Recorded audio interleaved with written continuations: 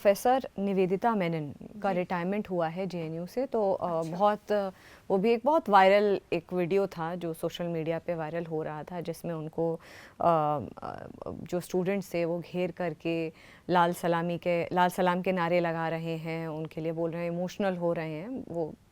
वो भी वीडियो एक बहुत लोगों के बीच में था, जिसके बाद एक स्टेटमेंट आती है प्रोफेसर मेनन की। वो कहती हैं कि एनईपी जो एनईपी नेशनल एजुकेशन पॉलिसी 2020 के लिए कह रही हैं कि इसकी मंशा है सैफ्रनाइजेशन ऑफ एजुकेशन सिस्टम, मतलब भगवाकरण। जो भारत का एजुकेशन सिस्टम है उसको भगवाकरण करना। और जो vice chancellor centric governance model makes universities uniquely susceptible to the ideological takeover once political power is consolidated। मतलब कि ये सब कुछ एक पॉलिटिकल विचारधारा के एक आइडियोलॉजिकल टेक ओवर के अंतर्गत इस तरीके से वाइस चांसलर के भी रोल को लेकर के वो अपनी स्टेटमेंट देती हैं। देखिए क्या है कि बड़े लंबे समय तक ना यही बताया गया पूरे शिक्षा व्यवस्था में कि जो मतलब भगवा रंग से आपको क्या आपत्ति है, भगवा तो हमारे देश का रंग है, भगवा रंग।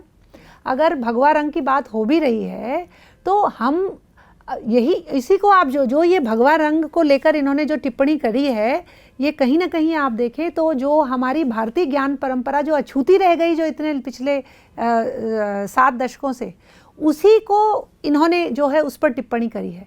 भगवा रंग तो भगवा रंग क्या है, भगवा तो त्याग का रंग है। आप चाहे शिवाजी महाराज और ऋग्वेद में भगवा ध्वज की बात करी गई है। तो जो हमारी सांस्कृतिक पूंजी है, हम उस पूंजी को क्या अपने विश्वविद्यालयों में ना पढ़ाएं, अपने महाविद्यालयों में ना पढ़ाएं, क्योंकि ये अभी तक इस तरह की मानसिकता के लोग अभी तक यही करते आ रहे हैं। और ये तो एक बहुत महत्वपूर्ण भाग होना चाहिए था जो नहीं रहा। भारत की जो है हमारी जो एक तरह से सांस्कृतिक विरासत है, और उसके साथ साथ हमारी जो एकेडमिक जो एक हमारा जो इन्फ्लुएंस रहा इतना लंबा, जिसमें कि विश्व भर से नालंदा में पढ़ने विश्व भर से जो है छात्र आते थे, 1000 से या कितना 3000 छात्र जो है एक समय पर वहाँ पढ़ाई करते थे। उसको ध्यान में रखते हुए आप इस तरह की जो टिप्पणी करना राष्ट्रीय शिक्षा नीति को लेकर, यह मैं कह रही हूँ कि मुझे जो समझ में आता है कि आज ये जो 1947 में जब भारत स्वतंत्र हो उसके बाद जो होना चाहिए था वो आज हो रहा है। जो पिछले 7 दशकों में जो एक इतना बड़ा गैप आया, उस गैप की जो है हमें उसे पूरा जल्दी से जल्दी पूरा करना है। तो आप जब भगवा ध्वज को जब चिन्हित कर रहे हैं तो सिर्फ भगवा ध्वज को नहीं चिन्हित कर रहे हैं, आप हमारी पूरी सनातन संस्कृति को के ऊपर प्रश्न चिन्ह लगा रहे हैं। हम अपनी सनातन संस्कृति को क्या अपने विश्वविद्यालयों में ना बताएं उसके विषय में? उसमें जिस संस्कृति में एक स्त्री को पूजा जाता है, उसको एक विदुषी के रूप में हम देखते हैं, एक वीरांगना के रूप में हम जिसे देखते हैं, ऐसी जो संस्कृति है उसको हमें क्यों नहीं पढ़ाना चाहिए? आज जो पश्चिम में जो है मतलब औद्योगिक क्रांति के बाद जो बातें आई, वो हम वैचारिक रूप से सांस्कृतिक रूप से तो हम हमेशा समृद्ध रहे। कुछ समय हमारा 1000 साल का जो एक बहुत एक ऐसा समय रहा जिसमें कि आक्रांता आए और बहुत सारे और कारण रहे, जिसके कारण समाज में कुछ ना कुछ जो है वो हम ये कह सकते हैं कि कुछ ऐसी चीज़ें आई जो अच्छी नहीं थी। तो लेकिन उस रूढ़िवादी विषय को निकालने का काम भी हमारे ही समाज ने किया है, क्योंकि हम एक प्रगतिशील समाज है।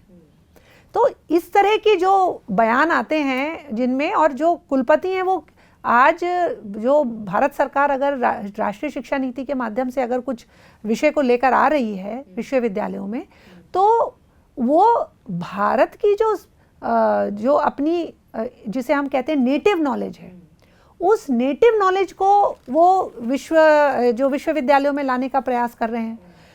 विषय क्या रहा कि एक इतने लंबे समय तक इसी प्रकार की मानसिकता के कारण हमारे अंदर एक हीन भावना को जो है बढ़ाया गया कि हम कुछ नहीं थे, हम जो है सिर्फ एक we were a country of snake charmers, that is all we were, right.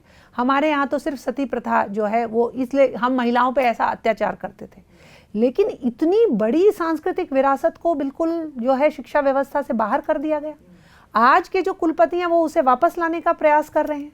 अगर उसको राष्ट्रीय शिक्षा नीति के माध्यम से वापस लाने का प्रयास किया जा रहा है, उसे आज के संदर्भ में जोड़ने का प्रयास किया जा रहा है, तो उसको तो कहीं ना कहीं उसका हमें स्वागत करना चाहिए।